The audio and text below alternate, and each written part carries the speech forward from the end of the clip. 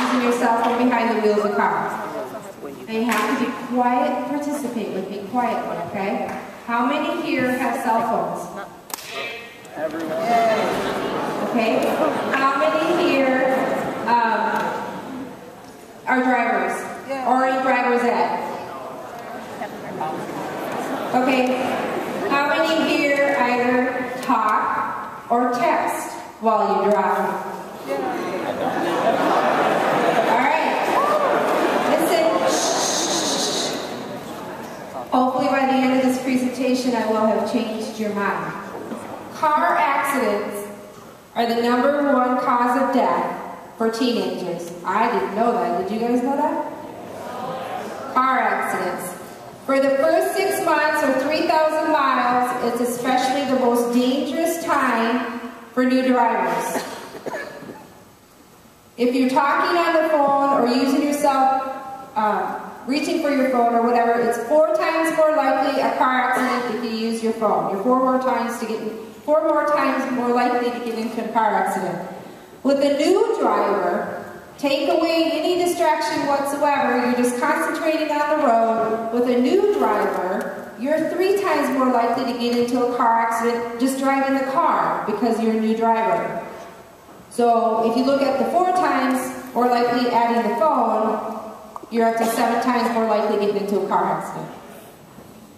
Well, all I ever wanted to do in life was be a mom.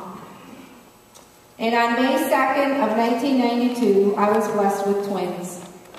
Courtney Sue was born at 2:23 a.m. and Kelsey Dawn was born at 2:30 a.m. It was the best day of my life. I was a mom, I had my kids, my whole world revolved around my children. These are some pictures of Courtney and Kelsey. That's Kelsey up there with our dog Bam Bam, who she loved dearly. She would take 1,000,000 pictures of her and that dog.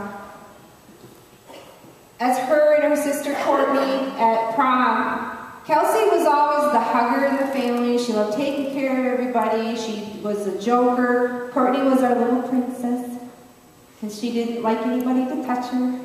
Just leave me alone. So Kelsey used to always make it a point to just go out and hug on Courtney. This picture up here, that's Kelsey. I found this on her computer. She loves Spider-Man. That's a little kid's Spider-Man costume. It doesn't even fit her. I don't know why she put it on and had to have her picture taken with it, but she did. These are some of the senior pictures that I took of them. This picture here I did not take. Kelsey took that picture of herself. She was stood up against the fence in our backyard and just snapped the picture. I don't know how many of you girls do that. You take your own picture. I guess that's the thing to do. But she took that picture and it's ended up being a very popular picture. Then came January 24th, 2010 at 3:37 p.m. I received a call from Kelsey's friend, Stacy. Stacy told me that Kelsey had been in an accident. And I said, okay, where are you? She said, we're around the corner from the high school. Okay, can't be too bad, right? You're by the high school. Stacy informs me that it's really bad. So I said to Stacy on the phone, did she roll the car? And Stacy said, no, she didn't roll the car. So I'm still thinking, how bad can this be if she didn't roll the car? I told Stacy we're on our way. My husband and I jumped into our car. We were only a couple miles from the accident scene. When we turned the corner to get on the road where the accident was, I could see down the road that they had the whole road blocked off. There was fire truck, 2 I think, ambulance, state police were there, city police were there, tribal police were there, sheriffs were there. I mean, it was just a mass amount of emergency personnel at the scene. And I knew right then in my heart that something was not going to be good. I kept telling my husband to drive faster as we were approaching the accident site, and he kept telling me that he couldn't. When we got there, there was a sheriff deputy standing there in front of his car. I jumped out of the car. I know it was not even stopped. And I ran up to the deputy, and he kind of stopped me, and I yelled at him. And I did hit him a few times, and I did apologize afterwards. But I said, that's my daughter in the car. The look on his face, I will never forget. He just kind of put his arms down and let me go over a little bit. And this is what I saw. But my daughter was still in the car. This was a 35-mile-an-hour impact. It was not 50, not 55, not 60, 35 miles an hour around the corner from the high school. It was a few days after the accident that I had found out that my daughter was talking. She wasn't texting. She was talking on the cell phone when she went out to pass a slower moving vehicle that day. She had her license 3 months. 6 months to 3,000 miles is the most dangerous time for a new driver. 3 months Kelsey had her license. Her and her sister were afraid to drive. They didn't want to get their license, so they waited till they were seniors. She was tailgating. The gentleman that she passed that day informed me that she had been tailgating him that day because she was talking on the phone, not paying attention to the road. Tailgating is a classic distracted driving symptom, if you will. Her reaction time to danger was reduced because she was talking on the phone. And what did that lady say when she fell into the fountain? She thought she had enough time. Kelsey misjudged the distance because she was talking on the phone. All right. Why do you think it's important for kids to hear a message like this? Well, I think when they see the video and they hear it, they can put it together.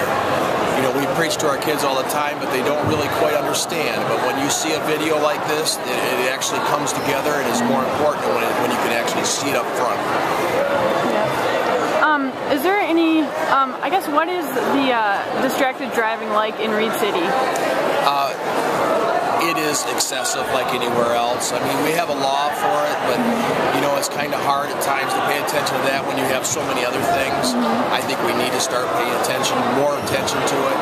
This problem is huge. It's becoming larger. I mean, you know, 5 years ago we didn't have half the phones we do today. So it's time that we start taking action in those areas. What would be some of the benefits if Kelseys Law was passed? Well, a law is a law, okay? If it's passed, it needs to have some enforcement with it, and that's where we're at right now. These laws are wonderful as long as we can do something with them. But I think once this becomes a law, then we will be pressured and we will want to work harder to enforce these new laws. Okay. All right, anything else you want to say about this subject? I'm just so happy that this has been brought to Reed City, and like a lot of the other schools, simply because when you see the video, it hits home. You know, it's something that you don't realize otherwise. So can you tell us a little bit about Kelseys Law? Kelseys Law would prohibit any new driver with a Level 1, Level 2 driver's license from using their cell phone while driving. And it would be a primary offense, meaning that the law enforcement can pull them over just if they see them. Okay. And how long have you been fighting for this law to be passed? It's been 1.5 years since I've been fighting for it. We have till the end of the year. So this Wednesday I have finally a meeting or a hearing in the Transportation Committee in the House. Hopefully we can get it passed through that and then passed on the House floor by next week, because next week's the last week of the lame duck. Okay. What would it mean to you to have this law passed? It would mean a lot. Just because I know that it will save lives. We may not know whose life it has saved, but I know that it will save lives. There are kids out there that will just not use their phone because it is the law. So it'll mean the world to me. Gotcha. If this law passes, would you still go around to different schools and present this story? Absolutely. I will not stop doing it. There's 3 things in order to succeed in reducing the accidents of the young adults, and that is education, law, and enforcement. And so I will be the education key piece and will continue to do this.